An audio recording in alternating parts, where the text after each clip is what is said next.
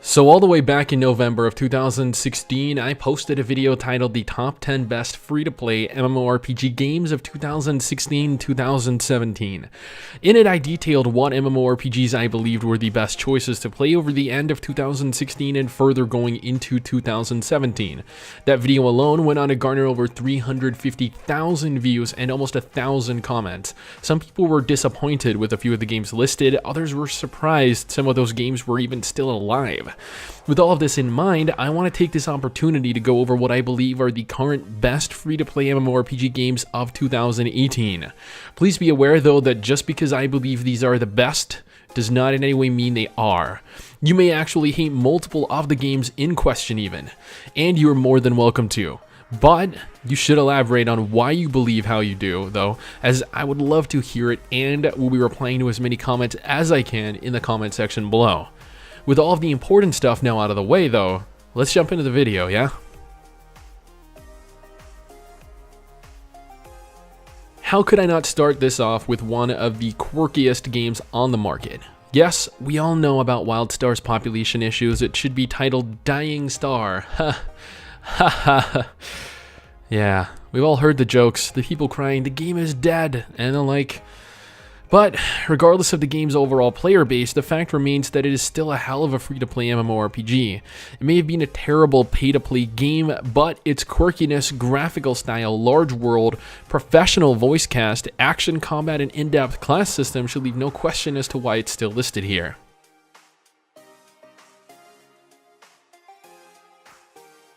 Whether you're playing the Wild Raiders private server or you're waiting for the official Raiders game to relaunch in the, well, according to their Facebook page, no, wait, the official release is still unconfirmed.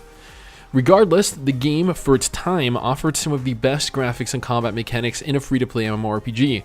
It held a decent player base, but due to the problems with the original developers, the game ended up being shut down. Either way, with some of the best graphics in a free-to-play MMO, some of the fastest action combat, and some of the most unique combat mechanics I've had the pleasure of experiencing, there aren't really too many games that can compare.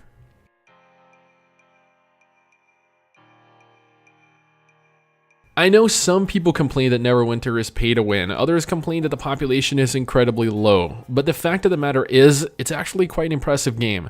Its combat is fairly impressive, its character creator, class selection, and race selection both. It's probably one of the most impressive fantasy MMOs out there in terms of how good it looks and feels. Neverwinter never really took off all that well due to the publisher, Perfect World Entertainment, messing it up with their pay-to-win nonsense, but nevertheless, the game offers a solid fantasy experience you won't find anywhere else.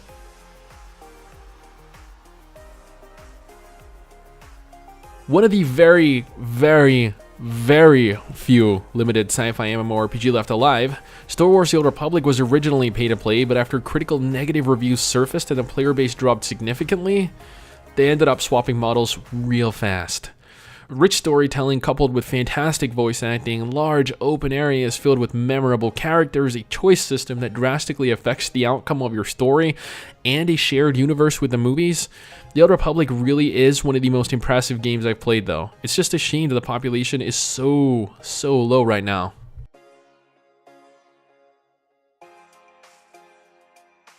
Another MMORPG that started off pay-to-play, Rift has the makings of a ridiculously great MMORPG.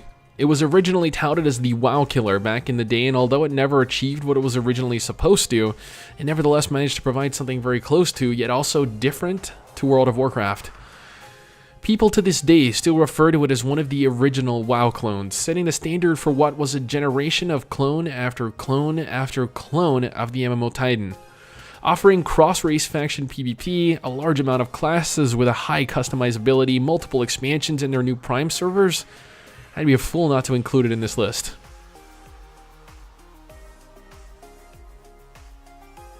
Although admittedly a very pay-to-win game, you cannot argue the quality it offers. Blade & Soul is probably one of the highest quality MMORPG on this list that started off as a free-to-play title. You can tell this by the sheer amount of voice acting, visual style, and fluidity of the combat. It's almost impossible to have a better MMORPG than Blade & Soul, in theory. But beneath the surface, the game is a little more shallow than I'd like you to believe. which is no problem whatsoever, really. I mean, every game has its shortcomings.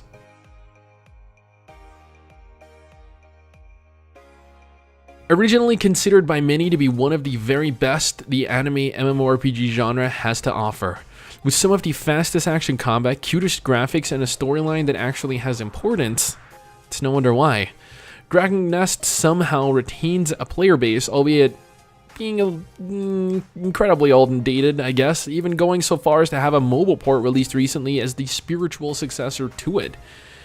Nevertheless, the entertainment Dragon Nest can bring is unrivaled in the anime MMO niche.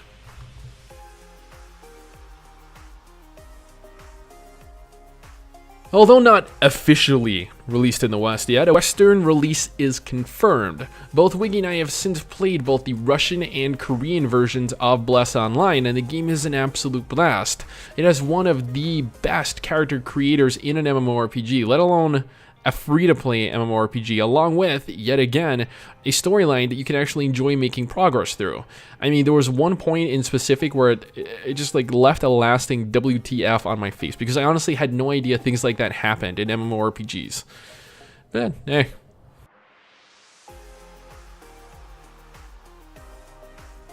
Cause it's adorable.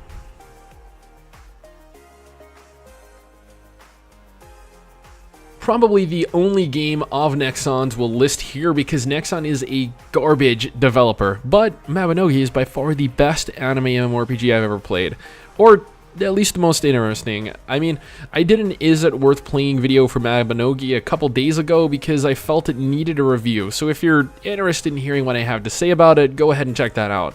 Suffice it to say though, it has some of the most interesting tab target combat, one of if not the most unique class systems available in an MMORPG, and a very one-of-a-kind style of graphics.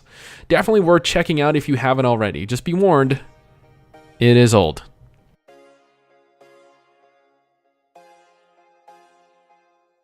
Although I shit on Perfect World, the company, all the time, the fact of the matter is that Perfect World International, the game, is still a hell of a game.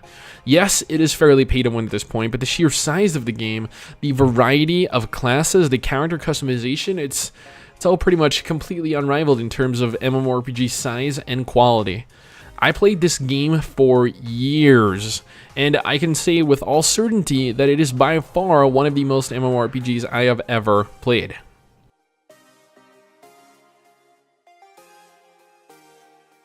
No free-to-play list would be complete without Terra, naturally. Not counting Guild Wars 2, it is one of the most populated free-to-play titles still. Notice I said one of, not the most. Terra initially started off as a pay-to-play title, so right off the bat you're capable of telling that it's actually of a higher quality than most of the games in the genre, and the frequency of updates and additions leave no time to get bored. Unless you're like a hardcore player, in which case there's probably no stopping you from getting bored in any MMORPG. Now, with one of the best action combat systems in a free-to-play MMO, impressive character creation, and insanely large world to explore and some of the best graphics available, I'd be surprised had you not actually already tried this.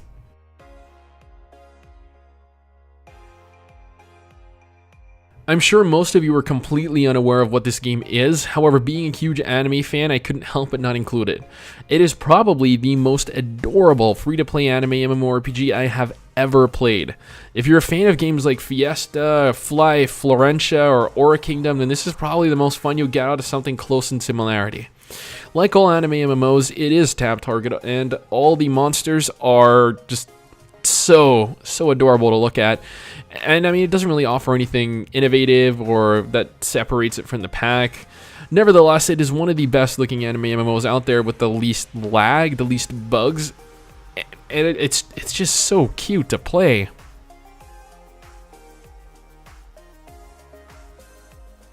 Originally a pay-to-play MMORPG as well, Secret World Legends ended up opting for a change of business model in 2017 in an attempt to revive a dead population. It worked, as the game had new life breathed into it, allowing players to finally experience what the game had to offer in an overhauled iteration. The game features some impressive realistic graphics, a graphical style that isn't normally utilized in the MMO genre at all, decent action combat, full voice-acted quests, and a story based on what faction you inevitably pick. Really, one of the few free-to-play MMORPGs out there that are actually this detailed.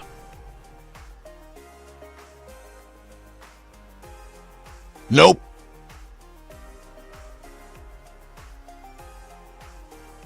Okay, I lied. There are actually 2 Nexon games in this list. That's it though, I swear. Riders of Icarus, outside of Dragon's Prophet and Dragomon Hunter, is pretty much the only Pokemon-inspired MMORPG out there. My wife Adrienne loves the game. It's one of her favorite games of all time, along with Rift, and Blade and Soul, and Terra. I swear though, this list isn't biased and based on her likes though. Scouts Honor, send help. Riders of Icarus is unique though, and so that you were able to fight, team, ride, and fight with the monsters you encounter in the open world. Some of the things you're capable of actually riding and teaming are just really, really impressive.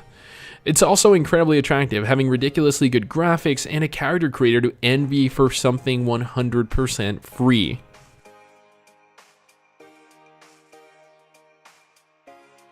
Naturally, I couldn't do a top 10 best, anything list without including Guild Wars 2 in it, as even though the expansions are locked behind paid purchases, the base game is so good you'll want to purchase them anyway.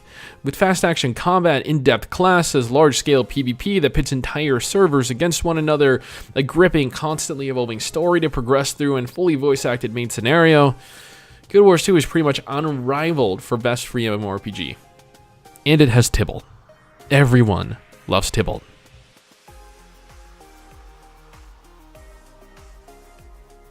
Whether you prefer old school RuneScape or its most recent iteration, the fact remains that RuneScape holds the title for most populated free-to-play MMORPG, and it is well deserved. The game has been going for almost 150 years now, and has helped revolutionize the entire MMO genre ever since its original conception all the way back in the early 12th century. Okay, it may not be that old, but in all honesty, the fact that it still remains so popular in an age of BDO, ESO, WoW, and Final Fantasy XIV still to this day continues to baffle me. Now, I'm going to go ahead and leave this here, as I feel like I've covered everything pertaining to good free-to-play MMORPGs.